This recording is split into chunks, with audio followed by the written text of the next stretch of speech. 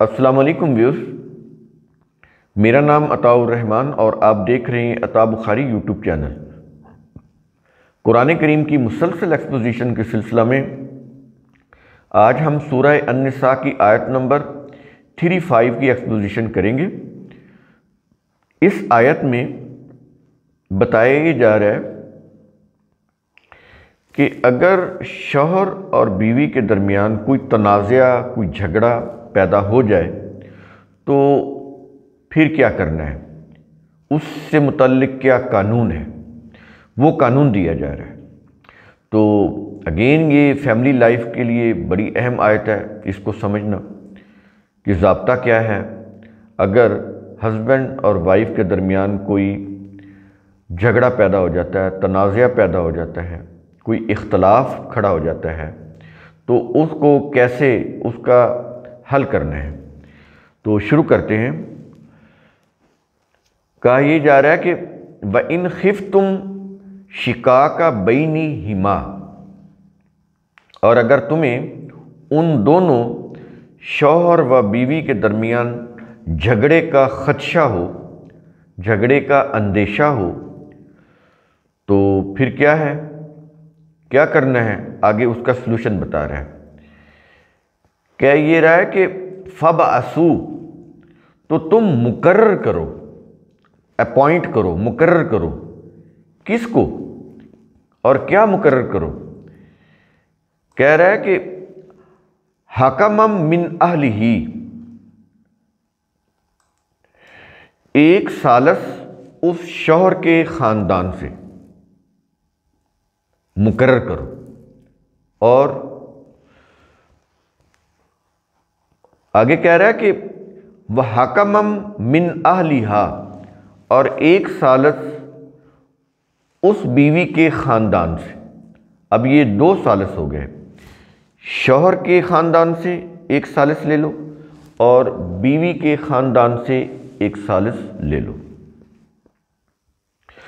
اب ان کے متعلق کہہ رہا ہے کہ اِن یُرِیدَ اصلاحًا، اگر یہ دونوں ثالث صلح کروانا چاہیں گے،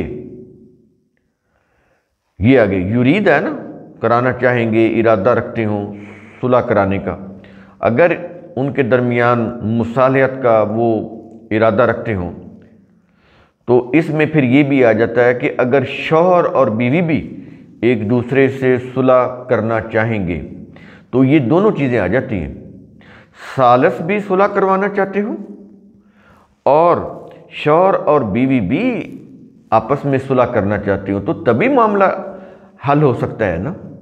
اگر خالی ثالث ہی صلح کروانا چاہیں، شوہر اور بیوی صلح ہی نہ کرنا چاہیں، تو ثالث کتنی مرضی کوشش کر لیں صلح نہیں ہوگی، مصالحت ناکام ہو جائے گی۔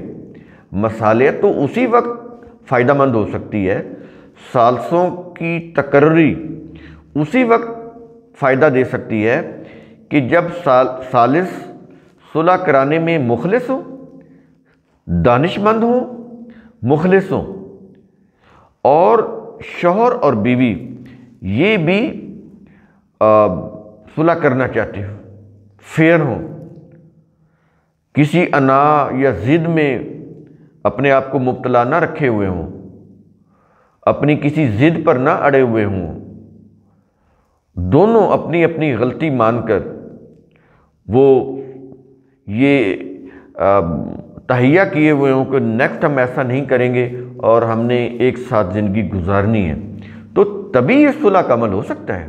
اس لیے قرآن کریم کہہ رہا ہے کہ اِن یُرِیدَ اصلاحًا، ثالثوں کو بھی لے رہا ہے اور شوہر اور بیوی کو بھی لے رہا ہے جن کے درمیان تنازع ہوا ہے۔ تو اس طرح سے اگر وہ صلح کرنا چاہیں، مصالحت کا عمل کرنا چاہیں، تو کہتا ہے کہ یوفق اللہ بینہما، تو اللہ کا قانون ان دونوں شوہر و بیوی کے درمیان موافقت کرا دے گا، اللہ موافقت کرا دے گا، یہ ہے نا یوفق اللہ، اللہ موافقت کرا دے گا۔ اس سے کیا مراد ہے؟ اللہ کا قانون موافقت کرا دے گا جو اس کی کتاب کے اندر ہے۔ اللہ زمین پر آ کر ان کی صلح نہیں کرائے گا، اس کے لیے اللہ نے قانون دیا ہوا اپنی کتاب کے اندر، کہتا اس قانون کی روح سے تم صلح کروا دو اور یہ صلح کر لیں۔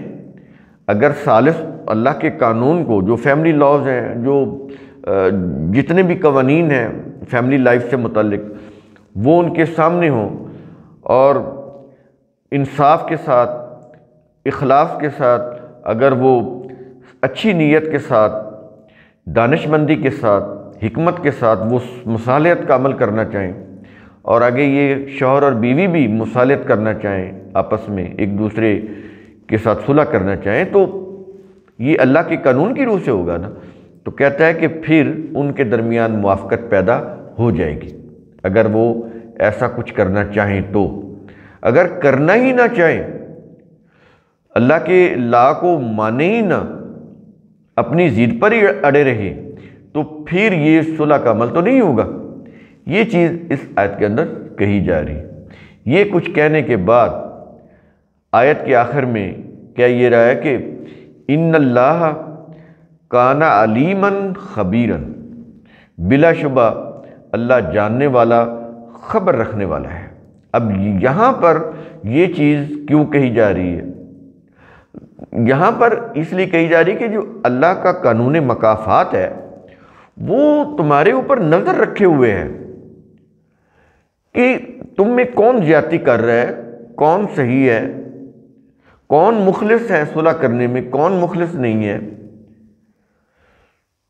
کس بنا پر تمہاری آپس میں تمہارا تنازع یا جھگڑا پیدا ہو رہا ہے، اور وہ کیسے دور ہو سکتا ہے۔ یہ ساری چیزیں اس کی نظر میں ہیں۔ تو اللہ کا قانون مکافات ان کے اوپر نظر رکھے ہوتا ہے، اس کا ان تمام واقعات، معاملات کا، اسباب کا اس کو علم ہوتا ہے، اس کو خبر ہوتی ہے۔ تو یہ چیز اس لیے کہی جا رہی ہے کہ اللہ کا قانون مکافات عمل تمہارے اوپر نظر رکھے ہوئے، ثالثوں کے اوپر بھی اور وہ جو شوہر اور بیوی ہیں ان کے اوپر بھی، کہ یہ کس حد تک صلح کرنے میں مخلص ہیں، کس حد تک یہ صحیح کوشش کر رہے ہیں کہ صلح ہو جائے۔ تو کہتا ہے کہ یہ ساری چیز اس کی نظر میں ہوتی ہے، تو اس کی روح سے پھر نتائج بھی مرتب ہو رہے ہوتے ہیں۔ اگر یہ صحیح نیت کے ساتھ، خلوص کے ساتھ، عدل و انصاف کے ساتھ معاملہ کریں گے تو ان کے ساتھ اچھا معاملہ ہوگا۔ اگر نہیں کریں گے، خلوص کے ساتھ، عدل و انصاف کے ساتھ کام نہیں لیں گے، تو پھر ظاہر ہے کہ یہ تو پھر بگاڑ پیدا ہوگا، علیحدگی ہو جائے گی، نقصان ہوگا، بچے ہیں تو ان کا بھی نقصان ہوگا، گھر جو ہے وہ بھی ٹوٹ جائے گا، تو بعد میں پھر وہ پچھتائیں گے بھی۔ نقصان ہو رہا ہے نا، گھر کا ٹوٹنا ایک بہت بڑا نقصان ہے۔ تو یہ چیزیں اس آیت کے اندر کہی جا رہی ہیں کہ آیت کے آخر میں کہ اللہ بلا شبہ اللہ جاننے والا، خبر رکھنے والا ہے، یعنی اللہ کا قانون مکافات عمل اس کی نظر میں ہے تمہاری ایک ایک حرکت، تو تم چھپ نہیں سکتے اس کے سامنے، ہر چیز کو وہ جانتا ہے۔ تو اس لیے جو کام بھی کرنا ہے وہ عدل و انصاف کے ساتھ، ٹھیک ٹھیک دانش مندی کے ساتھ، عقل و فکر کو استعمال کرتے ہوئے، ضابطہ اخلاق کو سامنے رکھتے ہوئے، اللہ کے قوانین کو سامنے رکھتے ہوئے کرنا چاہیے، اور اس میں کوئی کسی قسم کی جو ہے وہ انصاف سے ہٹ کر کام نہیں کرنا چاہیے۔ عدل و انصاف کو ہمیشہ اپنے پیش نظر رکھ کر ہر کام کرنا چاہیے۔ تو قرآن کریم کا اصول ثم تتفکروا، اس کی روح سے آپ خود بھی سوچا کریں، سمجھا کریں، غور و فکر کیا کریں۔ شکریہ۔